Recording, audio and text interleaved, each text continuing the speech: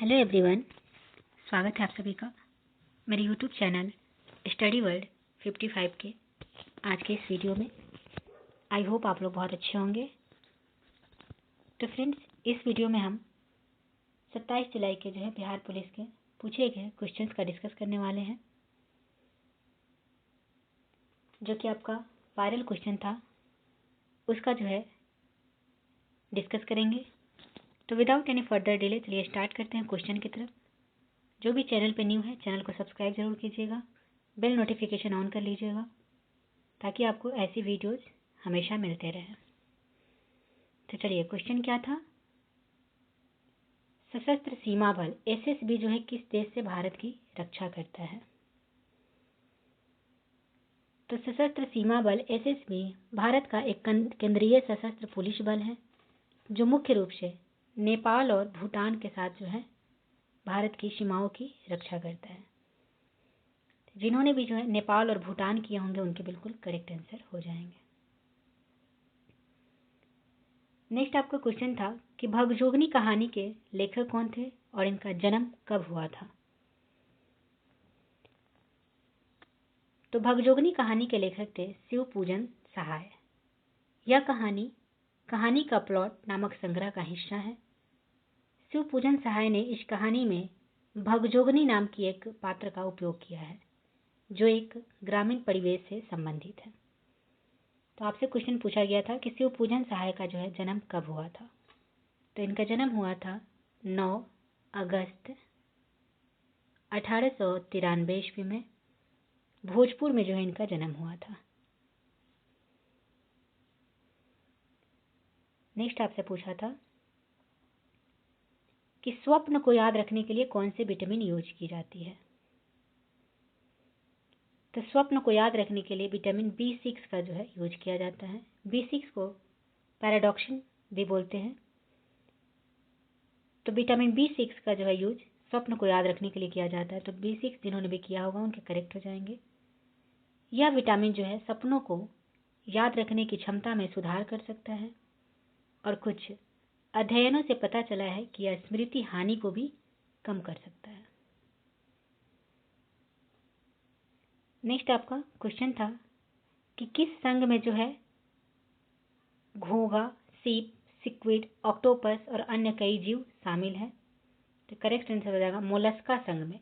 Answer आपका Mollusca is the correct answer. Next पूछा था कि निम्नलिखित में से कौन सा राज्य अकबर के साम्राज्य में शामिल नहीं था? यहाँ पे दिया गया था। तो ऑप्शन के अनुसार काबुल करेक्ट हो जाता। नेक्स्ट आपसे पूछा था कि खरीफ की फसलें, तो खरीफ की फसलें जिन्हें कि खरीफ की फसलें कौन कौन सी होती है, आपसे पूछा था। तो खरीफ की फसलें जिन्हें मानसून की फसलें भी कहा जाता है, भारत में उगाई जाने वाली प्रमुख फसलें हैं। ये फसलें आमतौर पर जून जुलाई में बोई जाती है और सितंबर अक्टूबर में काटी जाती है। खरीफ की फसलों में धान, मक्का, बाजरा, ज्वार, कपास, मूंगफली, सोयाबीन और दालें शामिल है। नेक्स्ट आपसे पूछा था कि बिहार का सबसे स्वच्छ शहर कौन सा है? 2025 के अनुसार बिहार का सबसे स्वच्छ शहर कौन है? तो 2025 के सर्वेक्षण के अनुसार बिहार का सबसे स्वच्छ शहर है गया, जिसका नाम बदल के अब गया जी कर दिया गया है। गया का नाम परिवर्तन करके गया जी कर दिया गया है। तो गया जी इसका करेक्ट आंसर हो जाएगा।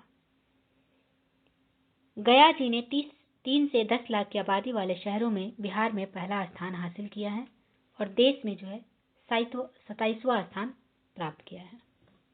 तो करेक्ट क्या हो जाएगा? गया। फिर आपसे क्वेश्चन था कि किस दिन चंद्रमा पूरा दिखाई देता है? तो पूर्णिमा को चंद्रमा पूरा दिखाई देता है। पूर्णिमा वह दिन होता है जब चंद्रमा पृथ्वी के सापेक्ष सूर्य की ओर पूरी तरह से प्रकाशित होता है, जिससे वह हमें एक चमकदार पूर्ण वृत्त के रूप में दिखाई देता है। तो करेक्ट क्या हो जाएंगे? पूर्णिमा। नेक्स्ट आपसे पूछा था कि बिहार पंचायती राज अधिनियम कब आया था? आंसर हो जाएगा 2006 में। भारत में पंचायती राज अधिनियम आपके 1992 में आया था। 73वां संविधान संशोधन के तहत 24 अप्रैल 1993 को लागू हुआ था। पर यहाँ पे बिहार पंचायती राज अधिनियम पूछा गया है, तो ये आपके 2006 में लागू हुआ था। तो करेक्ट आंसर हो जाएंगे 2006। नेक्स्ट आपसे क्वेश्चन पूछा था कि भाषा का उल्लेख किस भाग में है। तो भाषा का उल्लेख जो है भाग 17 में है। तो करेक्ट आंसर हो जाएंगे भाग 17। अगर आपसे पूछते कि भाषा का उल्लेख कौन से अनुसूची में है, तो भाषा का उल्लेख जो है आपके 8वीं अनुसूची में है। 8वीं अनुसूची यहाँ पे करेक्ट हो जाएगा। नेक्स्ट आपका क्वेश्चन है कि पंजाब केसरी जो है किसे कहा जाता है।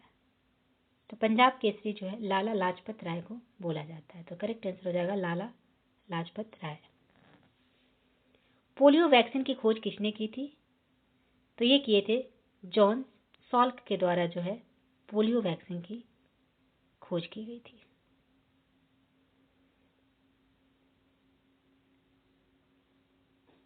नेक्स्ट आपका क्वेश्चन पूछा कि राष्ट्रीय पिछड़ा आयोग को जो है संवैधानिक दर्जा कौन से अनुच्छेद में दिया गया है।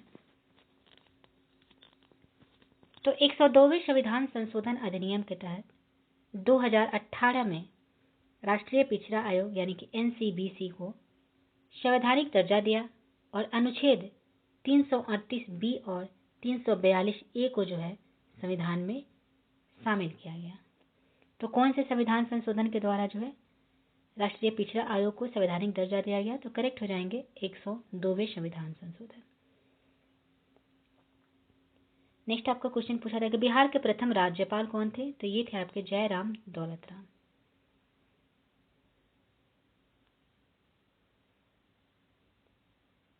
नेक्स्ट क्वेश्चन था कि आर्यभट्ट का जन्म जो है कहाँ हुआ था।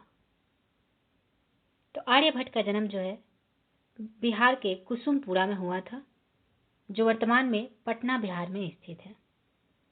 उन्हें आर्यभट्टीय नामक प्रसिद्ध ग्रंथ के लेखक के रूप में जाना जाता है, जिसमें गणित और खगोल विज्ञान के कई सिद्धांत हैं। आर्यभट्ट का जन्म 476 ईस्वी में हुआ था और कुसुमपुरा में ही उन्होंने अपनी शिक्षा प्राप्त की थी। कुछ विद्वानों का यह भी मानना है कि वे नालंदा विश्वविद्यालय के प्रमुख थे, जो कुसुमपुरा के पास स्थित था। तो करेक्ट क्या हो जाएगा कुसुमपुरा। नेक्स्ट क्वेश्चन कि भारत की समुद्री मार्ग की खोज किसने किया था। करेक्ट आंसर हो जाएगा वास्को डी गामा। राष्ट्रीय खाद्य सुरक्षा अधिनियम कब लागू किया गया। तो राष्ट्रीय खाद्य सुरक्षा अधिनियम जो है 2013 में 5 जुलाई 2013 को भारत में लागू हुआ। करेक्ट क्या हो जाएंगे 5 जुलाई 2013।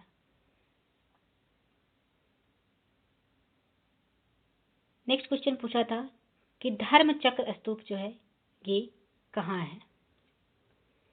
तो धर्म चक्र स्तूप, जिसे धमेक स्तूप भी कहा जाता है, यह उत्तर प्रदेश के वाराणसी के पास है, सारनाथ में जो है स्थित है।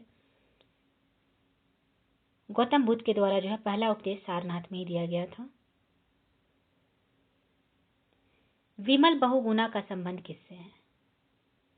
करेक्ट आंसर हो जाएगा वन संरक्षण से। विमल बहुगुणा का संबंध वन संरक्षण से है। डीआरडीओ की स्थापना कब हुआ था। आंसर हो जाएगा 1958 में जो है डीआरडीओ की स्थापना हुआ था। कांग्रेस की पहली महिला अध्यक्ष कौन थी।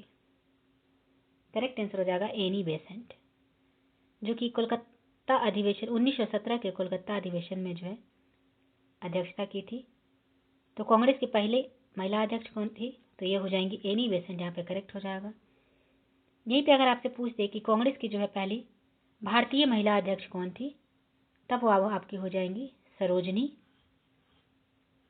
सरोजनी नायडू। 1925 में इन्होंने जो है भारतीय राष्ट्रीय कांग्रेस की अध्यक्षता किया था। नेक्स्ट आपसे पूछा था कि कौन से जो है रबी की फसलें इसमें से नहीं है पूछा था।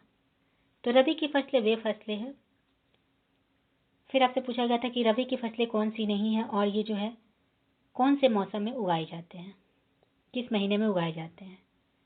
तो रबी की फसलें वह फसलें हैं जो सर्दियों के मौसम में उगाई जाती है, आमतौर पर अक्टूबर से दिसंबर के बीच में, और बसंत ऋतु में काटी जाती हैं मार्च से अप्रैल के बीच में। इसके एग्जाम्पल है रबी की फसलें की गेहूं, जौ, चना, मटर और सरसों जो है प्रमुख रबी की फसलें हैं। नेक्स्ट क्वेश्चन पूछा था कि NISC का फुल फॉर्म क्या होता है। तो in computer science NISC most commonly stands for no instruction set computing, इसका फुल फॉर्म होता है no instruction set computing. Next आपका क्वेश्चन था कि चंद्रगुप्त द्वितीय यानी कि विक्रमादित्य के समकालीन कौन थे। करेक्ट आंसर हो जाएगा कालिदास। कालिदास जो है चंद्रगुप्त द्वितीय के समकालीन थे। उन्हें गुप्त शासक चंद्रगुप्त द्वितीय के दरबार के 9 रत्नों में से एक माना जाता है। नेक्स्ट एशियाई विकास बैंक का वर्तमान अध्यक्ष कौन है। तो एशियाई विकास बैंक के वर्तमान अध्यक्ष है मसातो कांडा। करेक्ट क्या हो जाएगा, मसातो कांडा। जिन्होंने भी किया होगा उनके करेक्ट आंसर हो जाएंगे। मौसमी बेरोजगारी किस क्षेत्र में दिखाई देता है। तो ये आपके जो है प्राथमिक क्षेत्र में यानी कि कृषि क्षेत्र में जो है मौसमी बेरोजगारी दिखाई देता है। दक्षिण बिहार के मिट्टी को किस नाम से जाना जाता है। तो दक्षिण बिहार की मिट्टी को जो है लाल पीली मिट्टी या बलथर मिट्टी के रूप में जाना जाता है। इसे पुरानी जलोढ़ मिट्टी भी कहा जाता है और इसे करैल या कैवाल मिट्टी के रूप में जाना जाता है। तो आपके ऑप्शन के अनुसार करैल या कैवाल जो है यहाँ पे करेक्ट हो जाएंगे। रणजी ट्रॉफी 2025 के विजेता कौन था। करेक्ट हो जाएगा विदर्भ। विदर्भ जो है इसके सही उत्तर हो जाएंगे।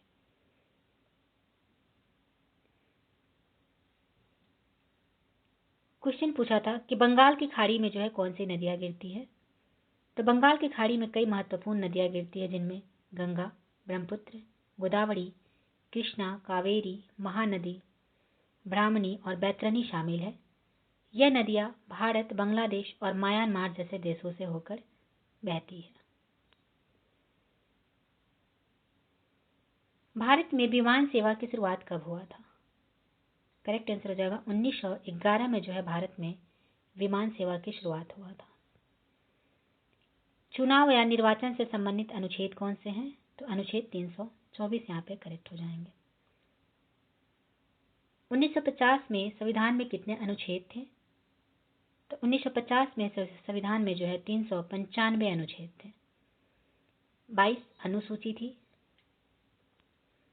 22 भाग और 8 अनुसूची थी। अंत्योदय योजना की शुरुआत कब हुआ था। तो ये आपके 25 दिसंबर 2000 को हुआ था। करेक्ट आंसर हो जाएगा 25 दिसंबर 2000। राज्य के नीति निदेशक सिद्धांत जो है DPSP, ये भारतीय संविधान के कौन से भाग में है और कौन से अनुच्छेद में है। तो राज्य के नीति निदेशक सिद्धांत भारतीय संविधान के भाग 4 में अनुच्छेद 36 से 51 में दिए गए हैं। तो करेक्ट हो जाएगा भाग 4 36 से 51। दिव्य कला मेला जो है ये कहाँ आयोजित किया गया। तो 22वां दिव्य कला मेला वोकल फॉर लोकल आंदोलन का एक प्रतीक 12 से 22 दिसंबर 2024 तक इंडिया गेट नई दिल्ली में आयोजित किया गया। तो नई दिल्ली यहाँ पे आपका करेक्ट हो जाएगा। ध्वनि की गति सबसे अधिक किसमें होती है। तो ध्वनि की गति जो है सबसे अधिक किसमें होती है। तो ये आपके ठोस में होती है। तो ठोस यहाँ जो है करेक्ट हो जाएगा। उसके बाद द्रव्य में, फिर सबसे कम जो है गैस में होती है। नेक्स्ट क्वेश्चन है कि चोल साम्राज्य का संस्थापक कौन है। आंसर हो जाएगा विजयालय जो है चोल साम्राज्य के संस्थापक थे। सूचना का अधिकार अधिनियम कब लागू हुआ। RTI right to information act जो है ये कब लागू किया गया। आंसर हो जाएंगे आपके 2005 में। बिहार के किस जिला में हर पंचायत में लाइब्रेरी है। तो बिहार के कौन से जिला में जो है सभी पंचायत में लाइब्रेरी की व्यवस्था है। तो आंसर हो जाएंगे पूर्णिया। 2005 हो जाएंगे आपके 2005 में। ITBP जो कि भारत तिब्बत सीमा पुलिस बल है, जो भारत चीन सीमा की रक्षा के लिए तैनात है। यह बल जो है 3488 किलोमीटर लंबी सीमा पर पश्चिम में लद्दाख से लेकर पूर्व में अरुणाचल प्रदेश तक 9000 फीट से 18700 फीट की ऊंचाई पर तैनात है।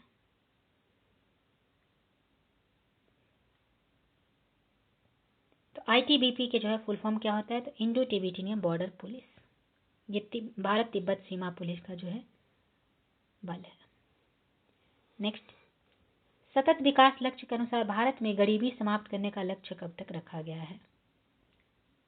तो सस्टेनेबल डेवलपमेंट के अनुसार जो है भारत में गरीबी समाप्त करने का लक्ष्य कब तक है? तो ये आपके 2030 तक है। करेक्ट आंसर क्या हो जाएंगे? 2030 तक। सतत विकास लक्ष्यों के तहत 2030 तक अत्यधिक गरीबों को समाप्त करने का लक्ष्य रखा गया है। भारत सरकार विभिन्न कल्याणकारी योजनाओं के माध्यम से गरीबी उन्मूलन की दिशा में काम कर रही है। नेक्स्ट आपका क्वेश्चन है कि दक्षिण अफ्रीका की जो है प्रशासनिक राजधानी कौन सी है? क्वेश्चन आपसे पूछा था कि दक्षिण अफ्रीका की प्रशासनिक राजधानी कौन है? तो दक्षिण अफ्रीका की प्रशासनिक राजधानी है प्रिटोरिया। आपका यहाँ पे करेक्ट हो जाएगा। अगर विधायी राजधानी पूछे तो आपका केप टाउन हो जाएगा। न्यायिक राजधानी पूछे तो ब्लोमफोंटेन हो जाएंगे। पर यहाँ पे आपके प्रशासनिक राजधानी पूछा गया था दक्षिण अफ्रीका के, तो प्रिटोरिया जिन्होंने भी किया होगा उनके करेक्ट हो जाएंगे। नेक्स्ट था कि पृथ्वी के निकटतम ग्रह कौन है? तो पृथ्वी के निकटतम ग्रह कौन है? आंसर हो जाएंगे शुक्र जो है पृथ्वी का निकटतम ग्रह है। जयप्रकाश नारायण हवाई अड्डा कहाँ स्थित है? करेक्ट हो जाएगा पटना में। जयप्रकाश नारायण हवाई अड्डा कहाँ स्थित है? तो पटना में। नेक्स्ट क्वेश्चन था कि विश्व में सर्वाधिक जनसंख्या वाला देश कौन सा है? आंसर हो जाएगा भारत। विश्व में सर्वाधिक जनसंख्या वाला देश भारत है। 2023 में जो है भारत ने चीन को पीछे छोड़ते हुए दुनिया का सबसे अधिक आबादी वाला देश बन गया है।